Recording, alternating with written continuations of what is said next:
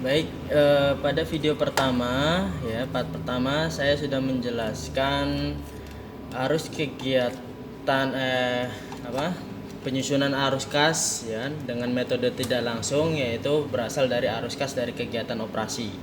Nah, pada part ini ya, pada part kedua ini saya akan menjelaskan arus kas dari kegiatan investasi dan juga dari kegiatan pembiayaan ya. Nah, ini sini ya, arus kas dari kegiatan investasi dan arus kas dari kegiatan pembiayaan. Kita netralkan dulu. Baik. Jadi arus kas dari kegiatan investasi itu berasal dari aktivitas penjualan ataupun pembelian aset ya. Ini yang perlu kita perhatikan untuk metode tidak langsung. Pada dasarnya, baik metode tidak langsung dan metode langsung untuk aktivitas kegiatan investasi maupun aktivitas kegiatan pembiayaan itu sama ya. Pada dasarnya dari kedua metode ini dalam penyusunan laporan keuangan laporan arus kas ini, yang membedakan itu hanya pada kegiatan operasinya saja ya. Yang membedakan hanya pada kegiatan operasinya saja. Untuk kegiatan investasi dan pembiayaannya pada dasarnya sama ya, tidak ada perbedaan. Sini adalah arus kas dari kegiatan investasi. Yang pertama kita lihat di neraca ya kan. Yang pertama di sini ada dalam bentuk aktiva lancar, ada investasi di sini ya yang tadi dijual ya. Kemudian ada informasi tambahan di bawahnya di sini ya. Investasi dijual seharga 132 miliar secara tunai. Ya, sehingga dari investasi yang di sini ya kan, yang sejumlah 120 ini ya kan, ini dijual dengan harga 132 ya. Sehingga dalam laporan arus kas dari kegiatan investasi ini ya kan, ini penjualan investasi ya sebagai penambah ya itu adalah 132.000 ya, ini dalam juta ya. Nah, kemudian setelah penjualan investasi ya kan, akun selanjutnya adalah terkait, bisa kita lihat di sini tanah ya kan. Tanah yang tadinya 2016 belum mempunyai tanah, kemudian 2017 ada tanah senilai 160.000 atau 160 miliar ya. Seperti itu ya. Ya, sehingga ada perubahan sekitar 160 ya dari tahun sebelumnya, ada kenaikan. Ya, ada kenaikan ini berarti kan perusahaan di sini melakukan pembelian.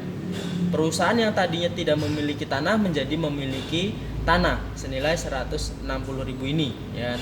Sehingga pembelian tanah itu kan berarti perusahaan mengeluarkan kas. Sehingga di sini di arus kas dari kegiatan investasinya untuk pembelian tanah senilai 160.000 sebagai pengurang ya. Ini untuk. Nah, selanjutnya kita perhatikan pada akun peralatan pada laporan posisi keuangan ya. Pada peralatan yang tadinya 575.500 naik menjadi 695.500. Berarti ada kenaikan atau perubahan senilai 120.000.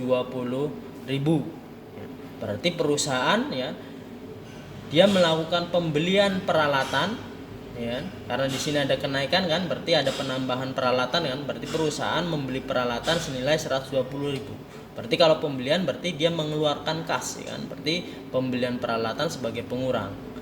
Nah, ini sudah ya kan, sudah tidak ada lagi ya kan, dari kegiatan investasi sudah tidak ada lagi. Sehingga kita lihat di laporan arus kasnya. Nah, di sini penjualan investasi 132.000, kemudian pembelian tanah ya kan mengeluarkan ya kan 160.000, dan pembelian peralatan mengeluarkan juga 120.000. Sehingga arus kas bersih dari kegiatan investasi itu adalah, ini tinggal dijumlahkan ya kan, minus ya kan 148.000. Ini adalah arus kas dari kegiatan investasi. Kemudian arus kas dari pembiayaan. Arus kas dari pembiayaan yang pertama kita perhatikan di sini ya kan, yaitu hutang biaya ya, yang terkait berarti hutang biaya. yang tadinya 2016 di sini ya kan.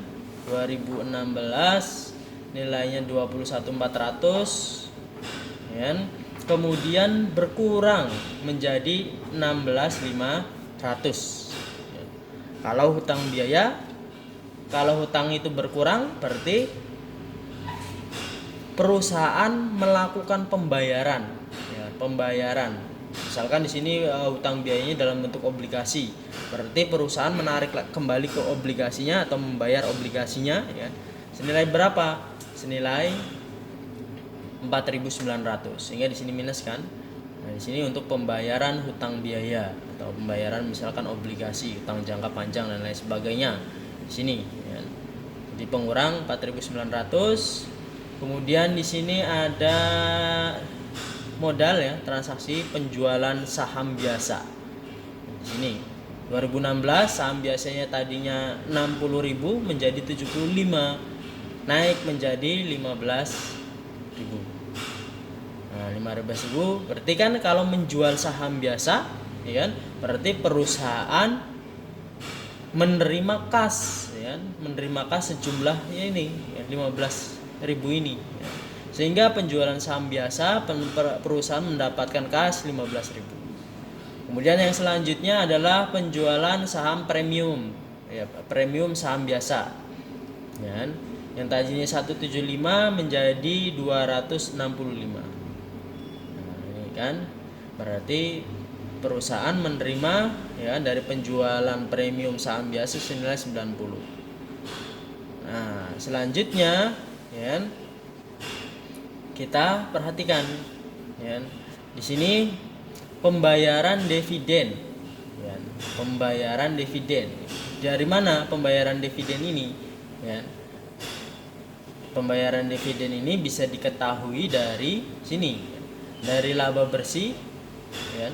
Dari laba bersih dikurangi dengan laba yang ditahan ya, yang tercatat dalam laporan posisi keuangan. Kita lihat ini ya, laporan laba ditahannya tadinya 2016 960 menjadi 1.084 sekian.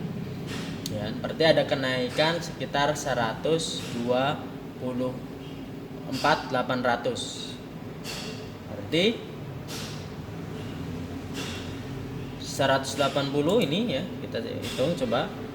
Ini dikurangi minus laba ditahannya perubahannya 124.56.000 kan 56. Pembayaran dividen sebesar 56.000. Sehingga sini kan kita lihat di sini. Nah, pembayaran dividen tunainya 56.000 minus ya.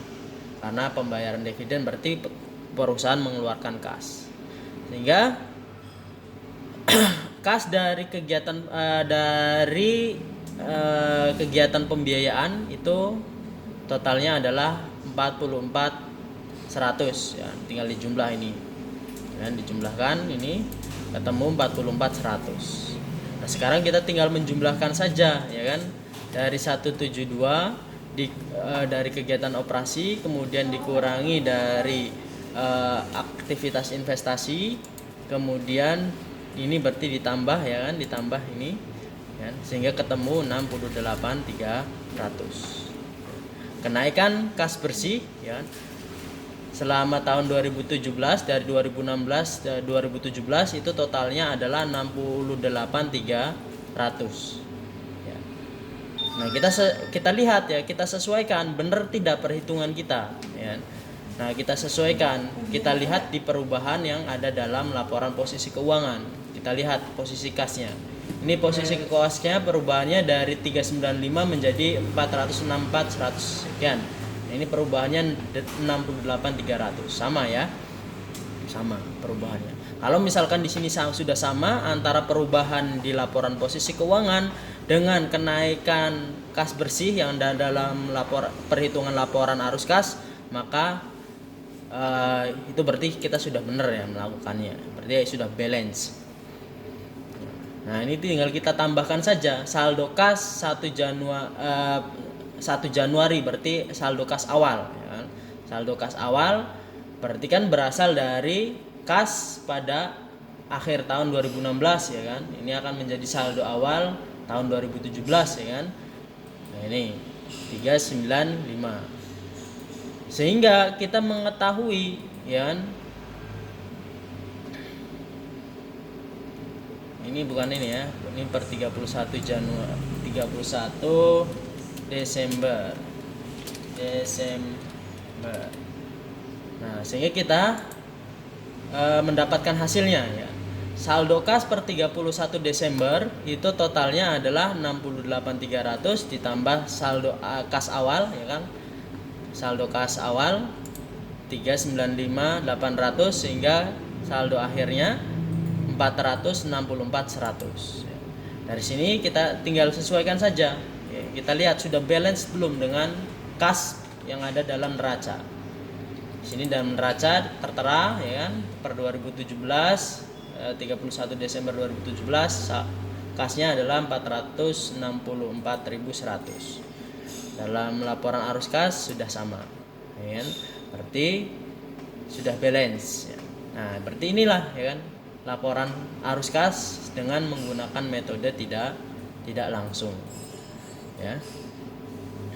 Sudah, ya. Kita sesuaikan di sini sama, ya, berarti sudah balance, sudah betul. Ya, saya rasa itu, ya, untuk penyusunan laporan arus kas menggunakan metode tidak langsung dalam video part 2 ini. Terima kasih.